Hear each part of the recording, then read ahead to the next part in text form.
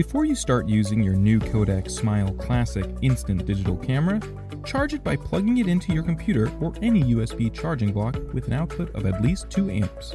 The charging indicator will flash white while the camera charges.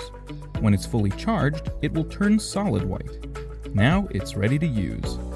To load your inkless Zink sticky back paper into the camera, first release the tray cover on the bottom of the device. To do this, gently press down the arrow and slide it towards you. Load the paper into the tray. Make sure the blue calibration sheet is on the bottom and that the glossy side of the plain sheets are facing up.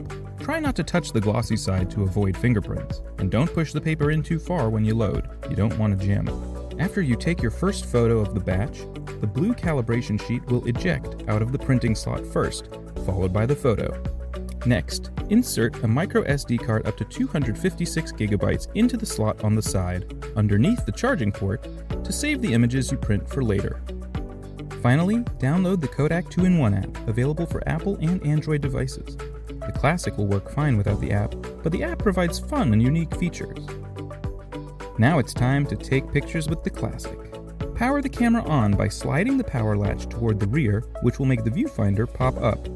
You'll hear a musical tune and see the LED indicator blinking red. When it turns solid green, the power is fully on. If you want to set a 10-second timer, press the timer button on the top of the camera next to the shutter button. The camera flash will blink to count down the seconds, and the camera will also play a sound before taking the picture. To simply take a photo yourself, line up your shot with the viewfinder, then press the shutter button on top of the camera. In a low light setting, the Classic will auto-detect the darkness and use the strobe flash. After the photo is taken, the camera will beep to let you know that the picture is processing. After a few seconds, the photo will start printing out of the slot. You can also print photos from your phone with the KODAK Classic. To do this, enable the Bluetooth setting on your phone when your Classic camera is powered on. Once it's enabled, open the KODAK app on your phone and follow the instructions to pair with your Classic. Now you're ready to print. To download and view the high-resolution images saved on the microSD you inserted into the Classic, plug the camera into any computer or laptop using the USB cord that came with the camera. Make sure the camera is turned on so that the charging port is flashing. The first time you connect, it will take a few minutes for the drivers to download and for the camera to be recognized as internal storage. Do not disconnect during this time. After the camera is plugged in and drivers have been installed, you can access the pictures you've taken by going to your computer's menu and viewing it as an external storage device. You will see a folder called DCIM, and inside that will be another folder called Classic_Cam. This is where you will find the photos you saved on your microSD card, even the ones you took when the camera had no paper loaded. Now you're all set to have fun editing and posting your high-resolution Classic photos. When you're finished, be sure to select Eject Removable Storage Device to prevent any issues with your microSD card. And there you have it. Have fun with the KODAK Smile Classic in print and digital. The KODAK Smile Instant Print Digital Camera is the ideal combination of throwback flavor and cutting-edge tech. Before using the KODAK Smile camera, charge it by plugging the micro USB cable into the port on the side, using the included cable for proper charging. The LED light flashes red when the battery is low, is a solid red light when charging, and turns solid green when fully charged. Once the printer is powered up, load the ink-free sticky back Zink paper into the printer. Open the paper tray in the back by pressing down on the latch and pulling it toward you. Load the paper with the blue calibration sheet on the bottom, barcode facing down.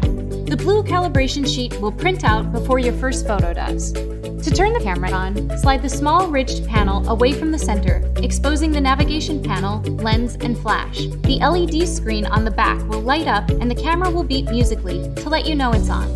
To turn the device off, simply slide the panel back to the center. It's recommended to use a micro SD card because of the camera's limited internal memory. To insert one, slide the card into the bottom slot when the lens is exposed. To remove the card, just press it down gently until it pops out. The camera's main menu is accessed by pressing the top button on the navigation panel. The menu has 6 selectable options. The gallery is where you can view, edit, and print photos. Choose between internal camera memory or the inserted micro SD card. Use the arrow keys to scroll through the pictures, then select either edit or print. If you select edit, you can choose to filter, border, or delete the photo. There are a variety of filters to choose from, and the LCD screen lets you preview the photo. For borders, you can choose to place one on or off, or choose photo booth to get 2 pictures printing out side by side.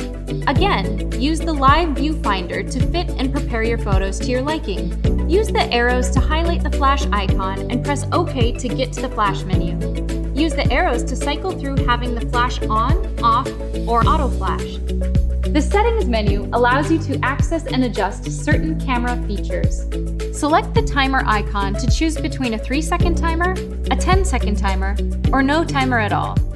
The timer remains active until you enter the menu and turn it off. Select the volume icon to adjust the loudness of the shutter sound. Select Auto Print to turn the feature on or off, and select the language and product info icons to access those. The viewfinder itself contains a live feed of the image as it will be captured, as well as the status bar on the bottom displaying the chosen options. The battery icon shows how much power is left on the camera, along with icons representing flash, micro SD, timer, border, photo booth, auto print, and tray status. To take a picture, choose your aforementioned picture options, line up your shot in the viewfinder, then press either the yellow shutter button or the OK button on the navigation panel. The photo you've captured will appear on the screen where you can choose to edit it or print it. When you're ready to print the photo, select the print icon and use the arrow keys to choose the number of copies you want. Then just press OK to confirm and wait for the photo to print. To transfer photos to and from your computer, connect your camera via the USB cable, making sure that the camera is turned on. After your computer recognizes your device for the first time, you should be able to access all your photos in an external storage drive. When finished, be sure to select Eject before removing your device from the computer to prevent any problems. And there you have it, the KODAK Smile Instant Print Digital Camera.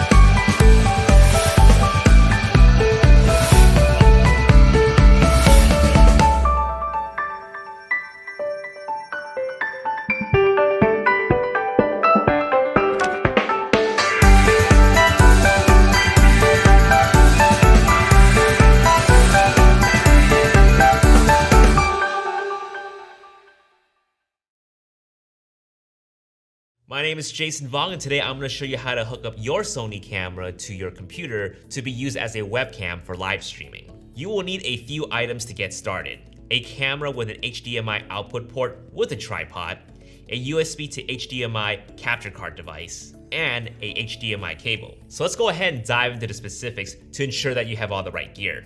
Just about every Sony camera, including the Alpha and the RX series, have a micro HDMI output port. But just to be absolutely sure, I highly recommend looking up the camera model and finding out what size is the HDMI. It will be either full, mini, or micro. And believe it or not, there's a huge difference between a mini HDMI and a micro HDMI.